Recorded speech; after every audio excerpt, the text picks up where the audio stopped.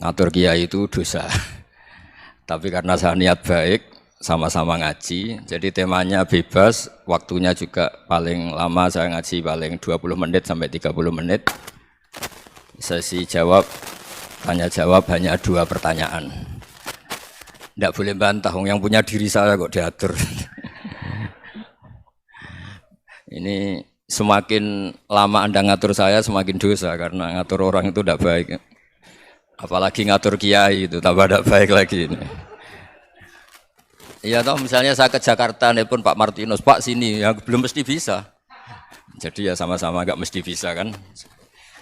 Tapi monggo lah kita cerita-cerita Islam, cerita-cerita beragama yang rileks. Kita semua tadi seperti yang dikatakan Kak Densus pernah disewani Mas Sufyan Sauri, juga beliau pernah ngaji. Sebetulnya dalam banyak hal-hal yang keseharian itu lebih prinsip ketimbang ide kita tentang hal-hal besar. Saya beri contoh, Allah itu Tuhan yang maha kuasa, yang menguasai alam raya ini. Kadang-kadang menjelaskan dirinya itu hanya alladzi at'amahum min ju'. Saya ini Tuhan yang memberi makan kamu saat Anda lapar, saat kalian lapar.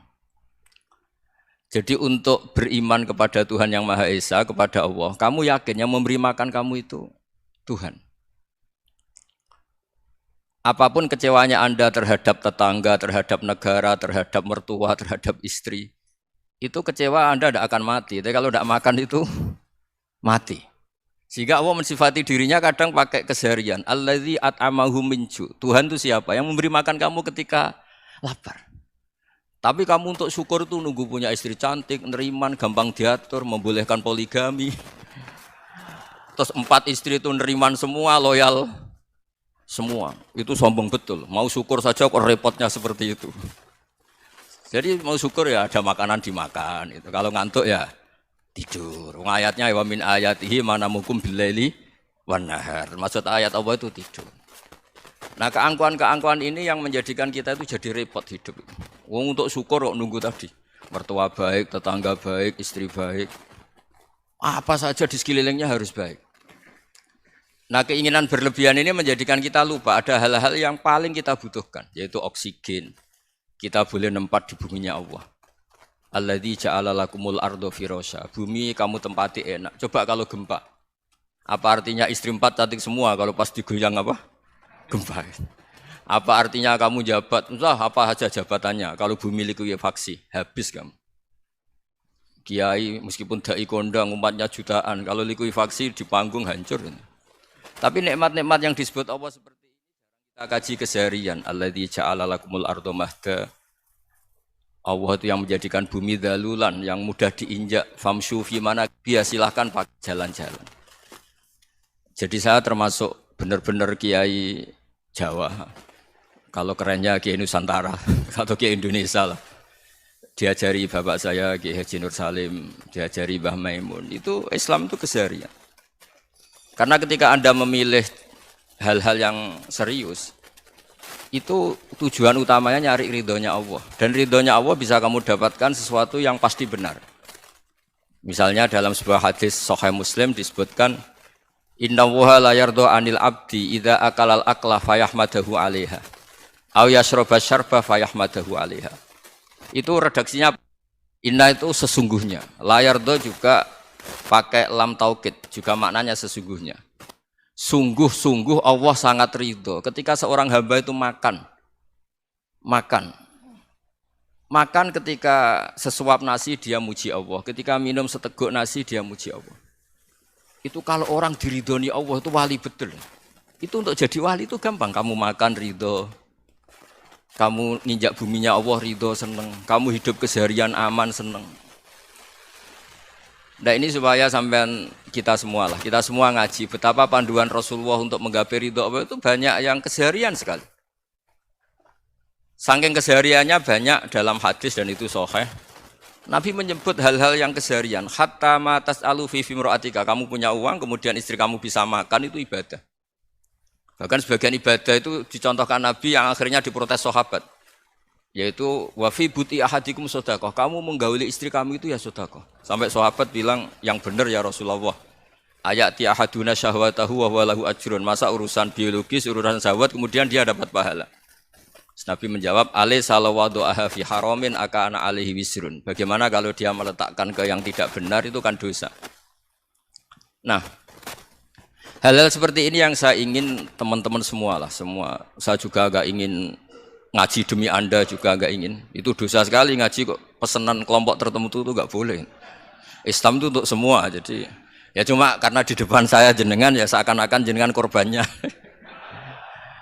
Itu ada ilmunya dalam usul fikih itu. Jadi orang itu harus ngaji usul fikih. Nama yang disebut, mungkin Mas Sufyan masih ingat zaman ngaji usul fikih. Nama yang disebut itu tidak jaminan sebagai prioritas perintah. Jadi misalnya gini, kebetulan yang di depan Nabi itu Abu Dzar. Nabi ya bilang, ya Abu Dzarin ini uhibbuka misalnya, atau ya Mu'ad ini uhibbuka, atau ya Abu Hurairah ini uhibbuka misalnya. Banyaklah riwayat yang Nabi nyebut ya Abu Dzarin, ya Mu'ad, ya Abu Hurairah. Kemudian misalnya Nabi meneruskan khitab, ini uhibbuka, saya mencintai kamu, fakul dubur sholatin, atau sebagian riwayat disebut falatadaan la dubura kulli sholatin, Allahumma inni ala dzikrika wa syukrika wa husni ibadatik. Saya mencintai kamu, siapa saja, Mu'ad bisa, Abu Dzar bisa siapa. Saya mencintai kamu, mohon kalau habis sholat kamu jangan lupa wiridan Allahumma inni ala dzikrika wa syukrika wa husni ibadatik. Ya Allah, tolong kami permudah supaya mudah ingat engkau.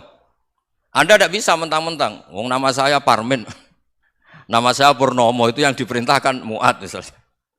Jadi yang disebut satu, tapi khitab itu untuk siapa saja. Saya teruskan ya. Jadi saya mohon semua kita melakukan kebaikan itu, kalau dalam kaidah fikih disebut al-yakin la yuzalu bisyak. Banyak kebaikan yang kebenarannya itu 100%. Tidak punya efek samping ke pihak lain, ke kelompok lain, ke komunitas lain. Yaitu tadi misalnya Anda makan, dan itu murah sekali, hanya butuh satu piring. Setiap punyaan kamu muji Allah, setiap minum kamu muji Allah. Itu redaksinya Rasulullah SAW disebut, Allah sangat ridho ketika seorang hamba makan, kemudian dia memuji Allah. Atau minum, kemudian dia muji Allah. Logikanya gampang, negara seperti ini yang kamu harapkan bentuknya kayak apa, mertua, ipar, komunitas, tetangga. Itu nyata terjadi itu kan belum pasti. Sementara yang mesti terjadi adalah kamu butuh makan, kalau tidak mati. Butuh minum, kalau tidak mati. Butuh bumi yang nyaman ditempati, kalau tidak kita juga mati. Sebab itu Allah kalau menyebut nikmatnya itu hal-hal yang keseharian. Alladzi at'amahum min ju'. Allah itu siapa? Allah itu yang menciptakan kamu bisa makan. Tidak berlebihan, Allah itu yang menciptakan kondisi sosial itu ideal. Zaman Nabi itu ya ada orang munafik. Orang-orang pilihan Allah itu juga diuji orang sekelilingnya yang macam-macam. Semua diuji sesuai konteks zaman dan waktu. Nah, tapi ada ibadah-ibadah yang selalu disarankan Nabi. Sampai Nabi itu pernah ditanya, ayul Islam ya khairun ya Rasulullah, Islam terbaik itu gimana? Jawaban Nabi itu unik, it'amu to'am, Islam terbaik itu ya makan-makan, santai-santai. Ketika Allah menyebut beberapa kebaikan, falak tahamal aqobah, wa ma adrokan apa? Mal aqobah. Terusannya apa? Fakku raqobah. Terusannya apa? Au it'amun fi yaumin di masghubah. Ya, atau acara makan-makan itu juga Islam. Kenapa? Ya bayangkan kalau tidak ada makanan, kita mati kan? Kondisi sosial tidak ideal itu Anda masih gak apa-apa. Tapi kalau Anda tidak makan, Anda tidak minum, kamu punya istri cerewet masih bisa hidup, punya mertua cerewet masih bisa hidup. Tapi kalau tidak makan bisa mati. Berarti penting mana istri sama makan? Penting mana? Makan. Semoga istri Anda dengar, nanti kamu disuruh makan tapi pulang deh. Itu kalau dibahasakan makan masih memahami. Penting mana nasi satu piring dengan istri. Enggak ada nasi mati, enggak ada istri belum mati. Penting mana? Enggak berani jawab kan? Nah, ternyata Anda ada garang kan di depan istri. Jadi saya mohonlah, mungkin Mas Sufyan Sauri tadi yang bisa bantulah. Teman-teman tuh ngaji yang keseharian saja. Karena kita nyari ridha Allah itu berdasar firman Allah. Dan firman Allah itu menyebut keseharian tuh riang, gampang. Yaitu tadi misalnya wa min ayatihi manamukum billaili wan nahar. Termasuk ayat-ayat Allah itu kamu tidur. Maka dulu itu ada guyonan, ada tokoh Mu'tazilah, kelompok dalam Islam yang berpikir Manusia itu bisa menentukan ikhtiarnya sendiri. Karena saya bisa duduk, duduk, ingin berdiri, berdiri. Karena kelompok ini nggak terima kalau semua kehendak Allah, nanti bagaimana kalau semua kehendak Allah kok ada hisab ya, ada sanksi. Lucunya itu dia akhirnya ini cerita mencintai seorang perempuan cantik sekali. Dan itu dia menjadi ahli sunnah itu oleh hal-hal yang sepele. Karena istrinya cantik, ya namanya suami istri itu hubungan intim. Terus ditanya, Mas, masih ingin lagi? Masih. Silahkan diulang lagi. Wah ya tidak bisa. Katanya manusia bisa menentukan yang diinginkan. Itu tobat itu. Itu nggak bisa ditobatkan Mas Sufyan Ats-Tsauri. Orang cantik yang mudah nobatkan orang itu orang cantik. Segampang itu. Akhirnya kita tahu, makanya kalau dalam kitab Hikam itu disebut al-aqil mayakul madza yaf'alu wa hubi wal ghafil mayakul madza af'al. Orang yang punya akal karena sadar ini wilayah Allah, semua milik Tuhan. Itu dia tiap hari berpikir, besok Allah akan melakukan apa terhadap dunia ini. Kamu merencanakan sesuatu mau plesir ternyata gempa. Mau wisata ke Rusia ternyata perang. Kamu tidak pernah tahu apa yang akan terjadi besok. Wa ma tadri nafsum madza taksibu ghadan. Tapi anda semua kita ini sering punya jadwal permanen. Makanya saya kalau diundang siapa saja, sanad takdir. Yang jelas Gus ini acara penting. Ya masih acara penting nak pangeran ngersakno piye? Kowe ape dadi pangeran? Kamu kok mau jadi Tuhan? Itu kadang ya kiai gitu. Penting Gus acara ini jenengan harus memastikan bisa. Loh kamu itu yang ngajarin tauhid, sesuatu itu biadillah kok bilang-bilang apa pasti. Kalau maksa terus tak tobatkan loh kamu kata saya itu. Ya kalau gitu Gus bilang insya Allah. Wah itu hati saya, fisik saya, roh saya sudah bilang insya Allah. Tidak usah kamu latih kata saya. Nah hal-hal tauhid keseharian itu gampang sebetulnya. Wal ghafil yaqulu madza af'al. Tapi orang yang lupa Allah dia setiap hari bilang besok apa? Kita bisa melakukan apa? Seakan-akan dia itu aktor, dia penting, dia subjek permanen, dia. Padahal kita ini hanya objek kehendak Allah Subhanahu wa taala. Karena kita yakin sesuatu yang terjadi di alam raya ini kita tidak bisa apa-apa. Makanya saya sering ngaji, sering bilang saya. Ketika Anda mensifati Allah, dia yang menghidupkan. Sudah itu tanamkan, sehingga ketika kita mati, santai saja. Kenapa santai? Allah punya cara menghidupkan kita. Zaman kita hidup juga gak tahu caranya ngelola jantung, ngelola paru-paru. Kamu juga gak tahu ngelola oksigen yang tidak beracun, tidak mengandung polusi. Tahu-tahu hidup. Gak ingin tua ya tahu-tahu tua, gak ingin mati tahu-tahu mati. Selama ini kita hidup juga gak tahu apa sebetulnya. Hanya gaya tok, punya jadwal, punya planning. Kalau kamu bisa menentukan pilihan Anda, pasti Anda istrinya cantik, 4 neriman semua, kona'ah semua. Nyatanya enggak kan? Ada 1 jelek, cerewet. Wah itu kan, nyatanya enggak bisa apa-apa Anda kan? Dan kamu bawa mati lagi. Nah, itu kan, istri Anda juga gitu, punya keinginan, punya suami yang ganteng, yang jabat, yang neriman, yang enggak poligami. Ya enggak kesampaian juga. Kalau kita ngitung tingkat kegagalan kita itu gagal terus. Ya kan? Nah, terus ingat Allah, madza yaf'alu wa bi. Orang yang punya akal selalu berpikir Allah itu menghendaki apa terhadap saya. Loh sama-sama orang gitu. Ngelihat orang yang serius, itu kata Anda itu pemikir berat, serius. Senang punya tokoh yang merengut karena kamu anggap serius. Tapi sebagian orang anggap orang yang serius itu wong merengut, wong masam, wong muka kok ditekuk. Jadi sama itu hati ya muqallibal qulub tsabbit qalbi ala dini, karena kita enggak tahu cara berpikir kita tentang orang lain, tentang sekeliling kita. Misalnya kita orang baik yang jenis ngrumat fakir miskin. Ada orang bangun masjid mewah itu janggal. Apa artinya masjid mewah kalau banyak orang kelaparan? Tapi kalau yang jenis pendidikan apa artinya masjid mewah kalau tidak bisa ngaji? Nanti yang jenis infrastruktur apa artinya ini kalau semuanya punya sudut pandang yang berbeda-beda. Dan Islam mengapresiasi semua kebaikan. Tapi katakan semua kebaikan itu adalah kehendak Allah Subhanahu wa taala. Karena apapun baik Anda itu pakai fasilitas yang diberikan oleh Allah Subhanahu wa taala. Sehingga ini yang disebut qulillah tsumma darhum fi khawdihim yal'abun. Ya kembali tadi ke tema-tema bahwa keseharian Anda ini sudah Islami. Saat Anda tidak bisa melakukan apa saja. Saya sering ada jenazah, biasanya kalau tetangga meninggal saya sering disuruh ngelepas. Saya bilang orang ini baik, karena sering ngelamun di rumah, sering nganggur di rumah. Ditanya sama anaknya, kenapa Gus nganggur baik? Ya kalau dia nganggur artinya juga nggak berbuat sesuatu yang maksiat kan? Ya kan? Orang nganggur di rumahnya ya ndak bunuh orang, ndak maling, ndak korupsi, ya namanya nganggur di rumah. Lah cuma istri cara pandang nganggur gak menghasilkan uang gitu. Tapi juga gak menghasilkan kriminal kan? Jadi sebenarnya Islam itu makanya kalau sampean ngaji usul fikih itu ada kitab usul fikih namanya Lubul Usul, itu terkenal sekali di pesantren itu. Itu kalau ngapresiasi keseharian itu luar biasa. Izma min mubahin illa wa yatahaqqaqu bihi tarku haramimma. Karena keseharian yang mubah saat Anda lakukan itu ada kehebatan yang luar biasa, yaitu meninggalkan haram. Makanya dulu banyak orang-orang alim ketemu temannya itu guyon sampai semalaman. Itu biasanya yang semangat Islam, itu kiai kok tidak tahajud, kiai kok tidak witir. Orang yang sedang mapan uangnya banyak, malam itu tidak kelayaban itu sudah luar biasa. Melawan nafsu supaya tidak maksiat itu sudah luar biasa. Supaya lupa guyon sama temannya semalaman sampai subuh. Gejolok-gejolokan ngenang zaman miskin, zaman kuliah nggak jelas, zaman apa.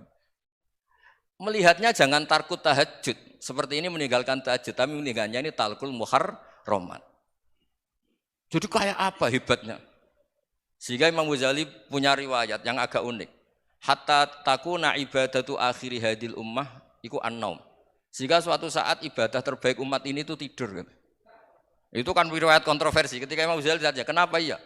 Kenapa kamu mulai keluar dari rumah itu sudah banyak maksiat? Melihat perempuan yang enggak mahram, melihat fenomena.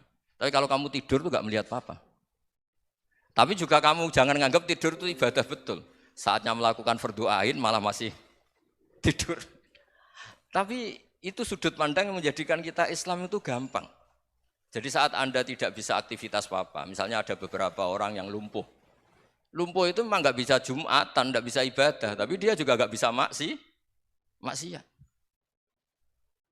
Tidur itu memang Anda saat itu tidak bisa tahajud, tidak bisa witir, tapi saat itu ada zina, ada maling, tidak gosipkan orang, tidak bully orang, tidak menanamkan kebencian, tidak hasud. Sehingga tidur menurut Allah Ta'ala wa min ayatihi manamukum billaili apa? Wan-nahar. Karena di tidur itu selain ada unsur istirahat, jaga kestamina, juga ada unsur meninggalkan beberapa keburukan. Nah saya mohon ibadah yang keseharian ini kita jaga. Supaya kita semua baca ayat itu fasih. Fasih itu tertanam di hati. Allah itu siapa? Alladzi at'amahum min ju'i wa amanahum min khauf. Dan Allah kalau cerita di Quran itu anna sababnal ma'a sabba tsumma syaqaqnal ardha wa syaqqa fa ambatna fiha habba wa inaba wa qadba wa zaituna wa nakhla wa hada'iqa hulba. Kamu tahu saya ini siapa kata Allah? Saya ini adalah Tuhan yang menurunkan air, kemudian ada tanaman banyak. Habba wa inaba wa qadba, ada zaitun, ada tin, kalau orang Jawa mungkin ada tela, ada padi, ada mangga, ada pisang. Sudah. Wa inaba wa zaituna wa nakhla wa hada'iqa hulba, ada perkebunan yang lebat. Tujuannya apa? Mata Allahkum, silahkan kamu pakai, kamu nikmati. Tapi karena kadang kita ini punya ide-ide besar. Tadi untuk syukur saja nunggu punya istri, riman, rumah baik, tetangga baik, komunitas baik, semuanya baik baru syukur. Lama-lama nanti ada di surga, syukurnya nunggu surga paling kelas A. Itu sudah ada yang menghuni Rasulullah, kamu nggak boleh di situ. Masa untuk syukur saja? Repotnya Masya Allah.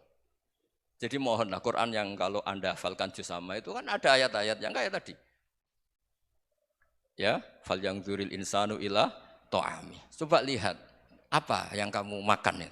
Dari mana? Dan untuk mempertahankan hidup kamu keseharian. Jadi jangan kira ibadah itu harus membentuk komunitas yang versi Anda. Ibadah itu harus hal yang mulu-mulu. Kesehariannya Anda alami.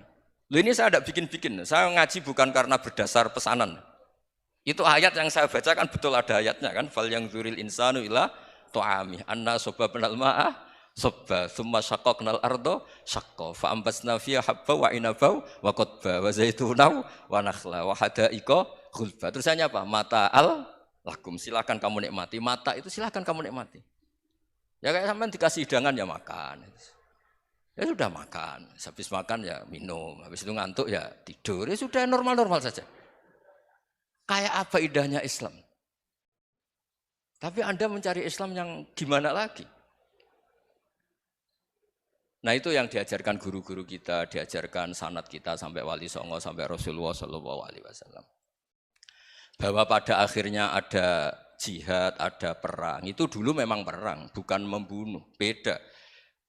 Dulu kita dijajah Belanda ya perang dan itu normal karena kita dijajah. Jadi ketika orang lain ingin baik sama kita, wa in ahadum minal musyrikin astajaroka ya fa'jirhu hatta yasma'a kalam Allah. Kalau mereka ingin baik ya kita baik. Makanya ada istilah musta'man, mu'ahad. Kalau mereka ingin damai, berdampingan dengan kemajmukan ya itu yang lebih baik. Karena memang Islam menghormati proses perdamaian. Wa in janahu napa lisalmi ya fajnah lah. Kalau ingin damai ya kita harus damai. Jadi andai kan dulu Belanda datang ke Indonesia kok minta besanan gitu. Ya mungkin kita juga seneng karena memperbaiki hidung kan kalau minta besanan gitu. Nah tapi wong jajah dulu itu kan masalah kan? Apa? Masalah kan? Jadi saya mohon ya, jadi apa? Saya tadi minta sama Bapak Kadensus kemarin juga pernah main ke saya. Jangan sering ketemu saya ini sudah uzlah, saya ini sudah mau daftar jadi resi. Saya itu kemarin di muktamar juga agak datang, acara di Jogja juga sudah. Karena memang keluarga saya dulu itu bahasa ya, bapaknya bapak saya itu enggak keluar rumah itu puluhan tahun, memang punya adat uzlah. Ya makanya ngaji saya ngaji aja yang gampang-gampang aja, yang enggak orderan, enggak pesenan ngaji aja dulu yang gampang. Saya ikhlas, yakin betul saya ikhlas. Ikhlas itu menurut saya itu roh. Orang enggak ikhlas menurut saya itu orang aneh. Ikhlas itu gampang, sudah saya bilang. Kalau kamu yakin ilmu itu milik Allah, ngasihkan juga ikhlas itu milik Allah. Apa sih yang kamu punyai sehingga kamu udah ikhlas?